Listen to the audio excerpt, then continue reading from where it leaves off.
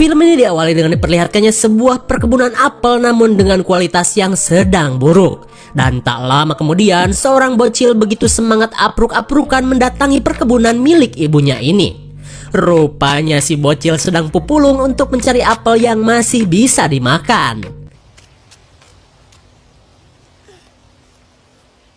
Setelah mendapatkan apa yang ia cari, si bocil pulang ke rumah yang tak jauh dari perkebunan. Where have you been? And me? Yes. Mom, I got your apple.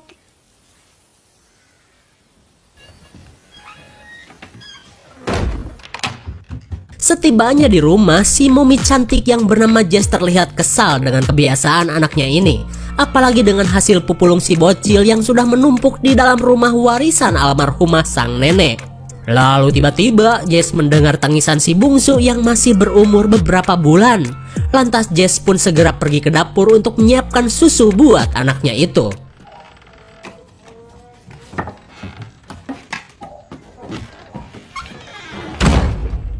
Dengan bersusah payah, Jess menahan pintu dapur yang sudah rusak agar tak terkunci sendiri. Kemudian saat mengurus kedua anaknya, Jess ditelepon temannya terkait rencana pindahan Jess. Lalu Jess mengatakan bahwa saat ini ia sedang prepare untuk segera pergi dari rumah ini. Jess pun berterima kasih kepada temannya itu karena selama gagal panen apel ia sudah memberikan pinjaman duit kepadanya. Setelah beberapa saat, Jess beres-beres sambil memberi makan kedua anaknya. Lalu si bocil merasa heran karena ayahnya sudah jarang pulang seperti Bang Toyib. Kemudian Jess membohongi anaknya dengan mengatakan bahwa si ayah sedang sakit. Padahal suaminya yang bernama Rob itu adalah seorang pecandu uyah haram yang doyan geng-gengan. Terlihat si bocil pun percaya saja dengan perkataan ibunya itu. Selang beberapa saat, Jess langsung prepare untuk mengambil barang-barang di dalam dapur. Tak lupa juga ia mengganjal pintu yang selalu mengunci sendiri jika tertutup. Di tengah kesibukannya, Jess menemukan Alkitab yang sudah lama tak ia buka. Jess pun sadar bahwa selama ini ia sudah melupakan ketuhanan di dalam dirinya. Lalu tiba-tiba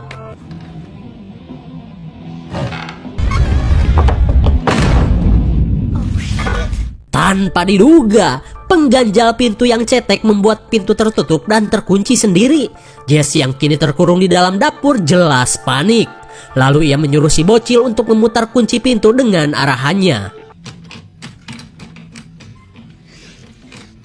Namun karena kunci pintu macet, si bocil tak bisa melakukannya. Kemudian Jess mencoba menggunakan cara lain.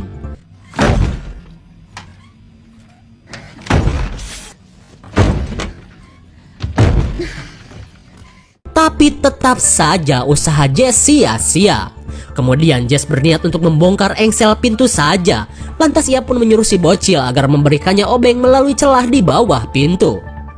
Setelah obeng didapat, Jess pun langsung melakukan rencananya. Akan tetapi cara itu tidaklah mudah buat si mami yang lumayan seksoi ini. Ketika Jess hampir putus asa, ia berniat untuk menghubungi 911. Namun dirasa kejadian ini terlalu konyol, Jess menutup kembali HP lipatnya. Lalu tiba-tiba si bocil mengatakan jika ayahnya sudah pulang. Terlihat Jess pun kaget dengan kedatangan suaminya itu, terlebih karena kebiasaan Rob yang selalu kasar kepadanya. Akhirnya Rob berhasil membukakan pintu dapur. Meskipun Jess merasa lega, tapi ia kesal karena suaminya datang dalam keadaan teler. Kemudian Jess mengatakan bahwa Rob harus menjalani rehabilitasi dulu jika mau tinggal lagi bersamanya. Akan tetapi Rob tidak peduli dengan perkataan istrinya ini. Kemudian Rob menanyakan tentang rencana kepindahan Jess. Jess pun mengatakan bahwa kehidupannya kini sedang sulit. Dan karena alasan itulah Jess berniat untuk pindah ke kota dan mencari pekerjaan di sana. Tak lama kemudian, Jess merasa kesal karena Rob membawa Sam ke dalam rumah. Karena yang ia tahu, Sam adalah seorang predator lobang bocil, dengan kata lain seorang pedofil.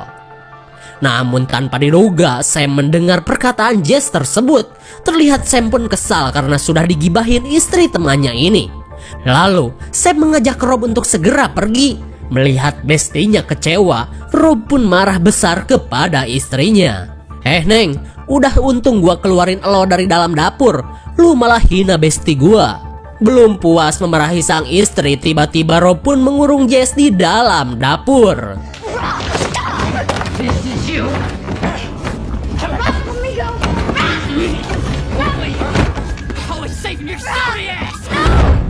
Ketika Jess kembali terkurung, ia menyuruh si bocil untuk segera pergi ke kamar bersama adiknya. Lalu ia memohon kepada Rob untuk segera mengeluarkannya. Please let me out. Please.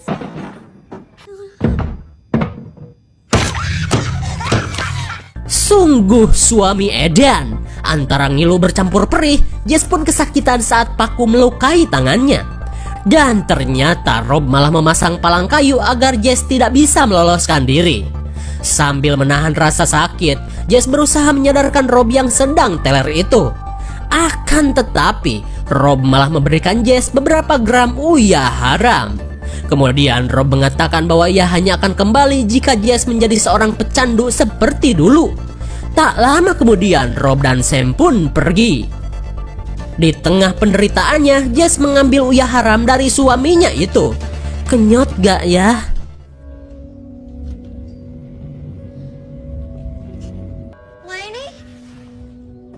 Lainey, is that you? Mendengar kedatangan si bocil, Jess pun merasa lega karena kedua anaknya tidak dibawa oleh Rob. Kemudian Jess menyuruh si bocil untuk mengambil dompet sekalian HP-nya yang terjatuh. Namun setelah si bocil mencarinya, kedua benda itu tidak ditemukan. Terlihat Jess pun merasa kesal karena Rob pasti sudah mengambilnya buat di COD-kan. Apalagi ia menyimpan kunci mobil di dalam dompet tersebut. Dan ia pun curiga jika mobilnya akan digadaikan. Saat memikirkan cara untuk keluar, si bocil malah minta diantar ke WC karena kebelet ngompol. Keadaan ini pun jelas membuat Jess meminta anaknya untuk belajar mandiri. Tapi tak lama kemudian, si bocil malah ngecewer karena tidak kuat menahan tekanan galon di dalam tubuhnya. Ketidakberdayaan Jess pun jelas membuatnya khawatir akan nasib kedua anaknya. Lalu ia mencari sesuatu yang berguna untuk bisa keluar dari dalam dapur. Akan tetapi yang ia temukan hanyalah selai apel hasil racikan almarhumah sang nenek. Lalu tiba-tiba si bocil mengatakan bahwa adiknya malah boker. Jess pun langsung memberikannya instruksi agar si bocil bisa mengurus si adik. Sementara itu, Jess menemukan tutup kaleng yang ia pikir bisa digunakan untuk menyakar pintu dapur. Tapi ternyata cara ini terlalu konyol untuk dilakukan. Tak lama kemudian, si bocil yang berhasil melakukan tugasnya mengatakan jika kali ini ia merasa lapar. Aduh Gusti, tapi karena hanya selai apel yang ia punya, mereka pun menggunakannya untuk mengganjal perut. Terlebih karena semua perbekalan sudah Jess kemas di dalam mobilnya. Singkat waktu, malam pun poek, si bocil merasa ketakutan untuk tidur tanpa ibunya. No, please come out. I'm scared. I'm trying my best. There's no monsters, Lane. It's in Terlihat Jess pun menutupi kesedihannya dan berusaha membuat anaknya untuk tetap tegar.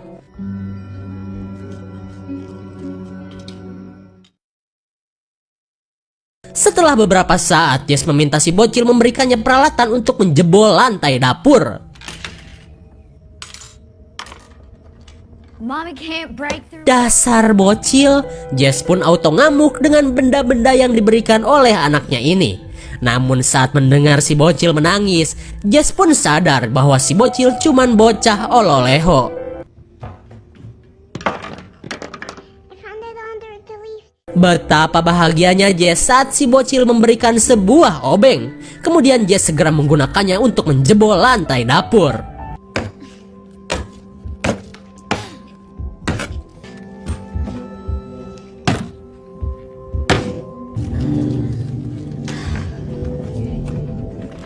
Tapi sialnya, tangan Jess yang terluka membuatnya kesulitan.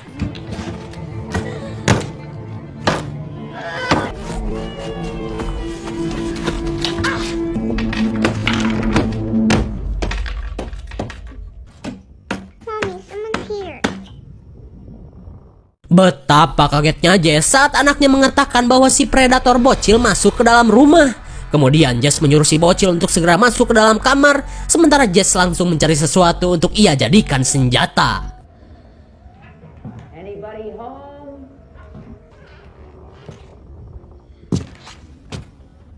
Saat Sam berada di balik pintu, Jess menanyakan keberadaan suaminya. Penggemar knalpot bocil ini pun mengatakan jika Rob sedang nongki bersama gengnya. Lalu Sam menceritakan bahwa selama ini Rob memiliki hutang yang banyak kepadanya, bekas Junaid Slot Zeus. Dan kedatangannya kali ini tak lain adalah untuk menjadikan si bocil sebagai penebus hutang Rob. Wait.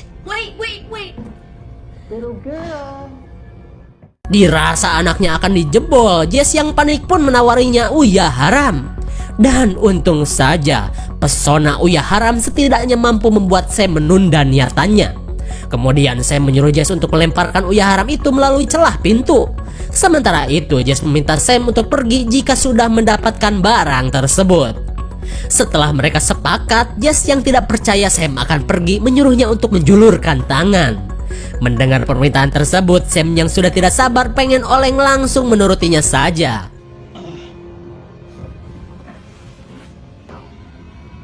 Can you reach my hand?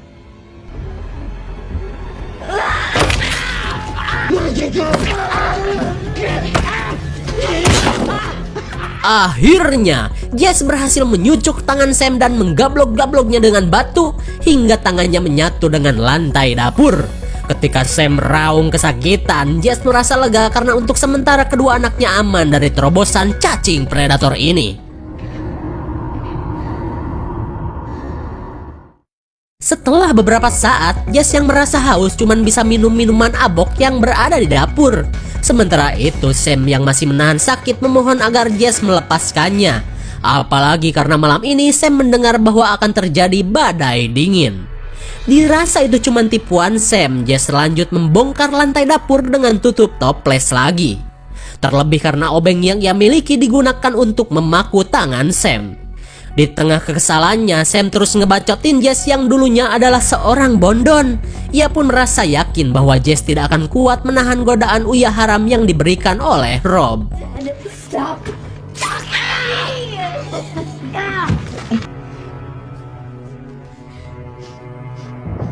Singkat cerita, hujan plus cuaca dingin pun melanda kawasan ini. Dengan menggunakan selimut, Jess masih berusaha mencakar lantai dapur dengan tutup toples. Lalu tiba-tiba, tanpa diduga, PLN mematikan listrik dan membuat si bocil ketakutan dan berusaha menemukan Jess. Keadaan itu pun sontak membuat Jess panik karena di dekatnya masih ada predator. Lady, run! Mom. Run away! I'll pull it out. Oh shit, si bocil malah tertangkap. Kemudian Sam mengancam Jess untuk segera melepaskan tangannya.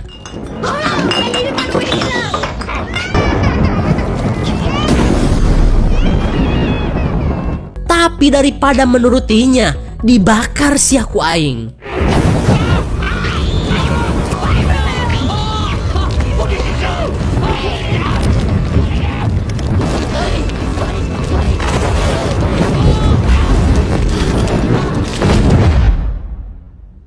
Bagaikan azab tukang cokil, tangan Sam pun terbakar hebat dan untungnya si bocil berhasil kabur. Selang beberapa saat, Jess masih bertahan di tengah cuaca dingin yang kini melanda. Sementara itu, Sam pun akhirnya pingsan berkat kehangatan yang menerpa tangannya.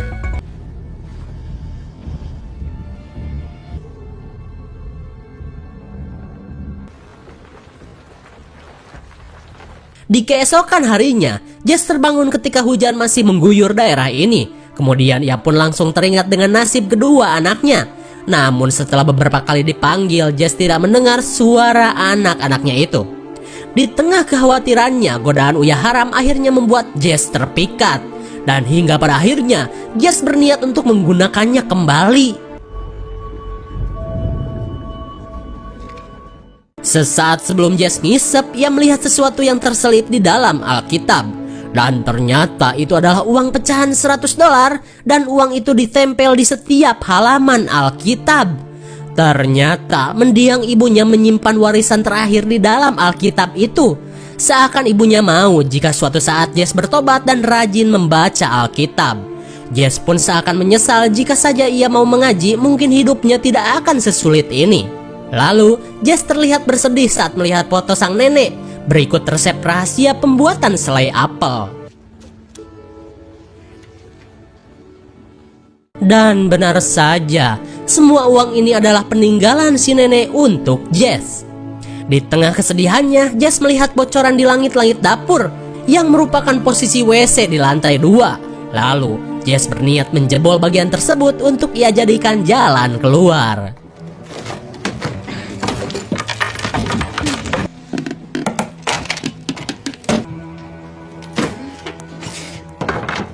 Karena cara ini malah membuat tangannya terluka, Jess menggunakan obeng yang masih nyocol di tangan Sam.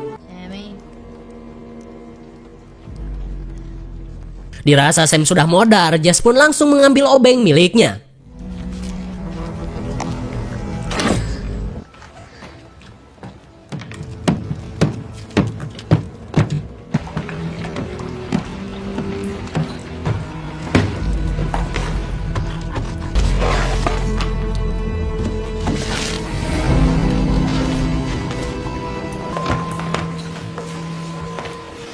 Akhirnya, Jess berhasil keluar dari dalam dapur. Kemudian ia langsung menuju kamar anak-anaknya.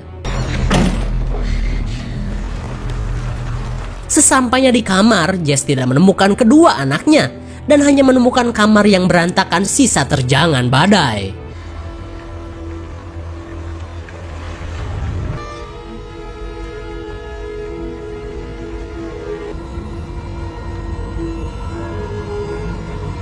Rupanya si bocil dan adiknya bertahan di bawah selimut. Dan betapa bahagianya Jess karena kedua anaknya berhasil selamat melewati badai semalam. Saat si bocil merasa lapar, Jess membawa mereka untuk mengambil makanan dari dalam mobil. Meskipun hujan masih turun, tapi bodoh amat.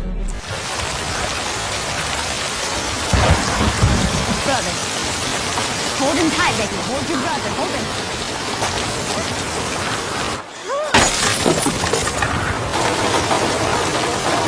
Come on. Storm's getting dangerous. Come on. Singkat cerita, si bocil pun begitu lahap menghisap teh kotak kesukaannya.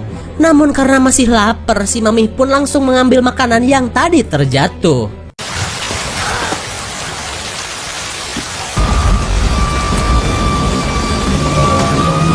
Dirasa itu adalah Sam, Jess yang panik segera kembali pada anak-anaknya.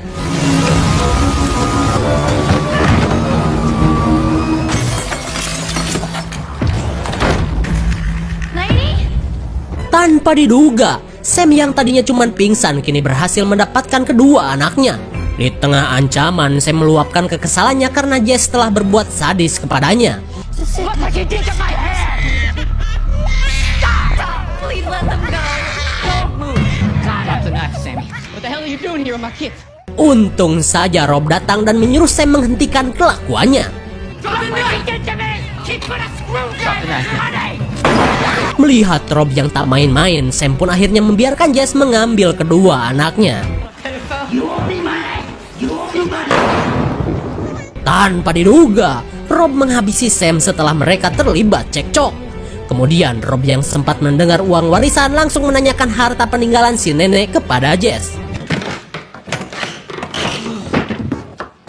Singkat cerita, Jess akhirnya membiarkan Rob mengambil uang peninggalan sang nenek. Dan saat berada di dapur, Rob baru tahu jika Jess tidak menikmati uyah haram yang ia berikan. Kemudian setelah Rob mendapatkan semua duit warisan, Jess meminta Rob untuk segera pergi. Akan tetapi, Rob malah mengajak Jess untuk ngeplay bareng, hitung-hitung syukuran setelah punya duit warisan. Mendengar tawaran tersebut, Jess yang sudah muak dengan kelakuan Rob lantas mempunyai ide. Lalu, Jess menyuruh Rob untuk mengambil roti karena ia ingin makan terlebih dulu sebelum mereka teler bareng. Setelah Rob pergi, Jess langsung meracik selai apel dengan bubuk uyah haram. Rupanya Jess berniat membuat Rob overdosis. Singkat cerita, roti haram pun siap disantap. Dimakan dulu atuh Aa, nanti kita oleng bareng. Setelah melahap semua roti, Jess mengajak Rob untuk teler-teleran di lantai 2 karena ia nggak mau dilihat anak-anak. Singkat waktu, suami biadab ini teler setelah memakai suntikan haram. Sementara Jess terus mengulur waktu guna menunggu reaksi Ode pada diri suaminya. Dirasa banyak alasan, Rob yang kesal langsung mengancam Jess untuk segera disuntik. Get up and tie yourself off, or I'll shoot you in the face.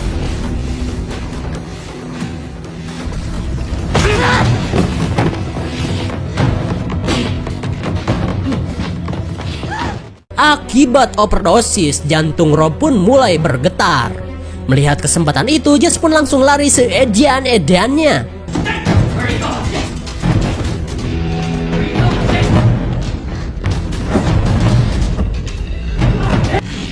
Why are you running away from me, huh?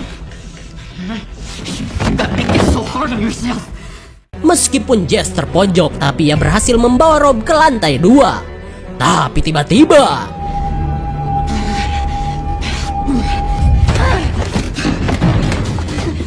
akhirnya overdosis Rob mulai merebak. Jess pun berkata, "Mamam, lu tuh lagi overdosis gobloy." Betapa kagetnya Rob saat ia tahu jika Jess sudah meracuni roti tadi.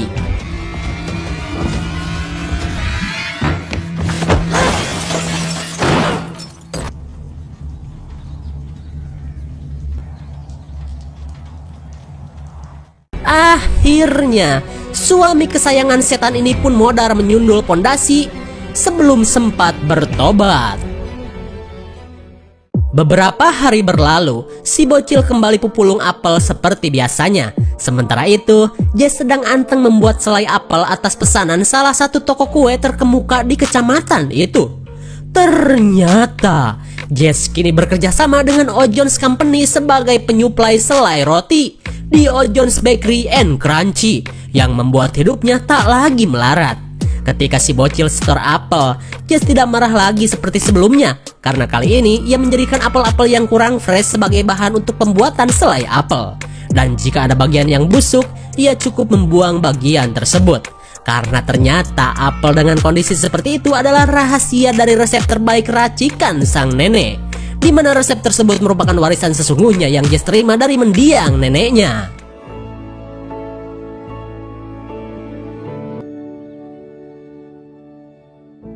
Lalu, film pun sudah berakhir. Bagaimana? Sangat menegangkan sekali bukan? Keadaan yang dialami oleh Jess pasti membuat siapapun merasa kagum kepadanya. Terlepas dari masa lalunya yang kelam, Jess mengurusi kedua anaknya setelah sang nenek meninggal. Sementara kedatangan sang suami bukannya menjadi superhero, tapi malah menjadi beban tambahan bagi Jess. Apalagi dengan kelakuan teman suaminya yang seorang predator knalpot. Namun setelah melewati banyak kesulitan, Jess berhasil menghentikan kelakuan bejat suaminya. Meskipun ia menjanda, tapi kali ini ia merasa lega dan berbahagia bersama dua anaknya. Terlebih karena ia sudah menjadi partner dari O'John's Company. Thanks for watching and see you on next video. Bye bye.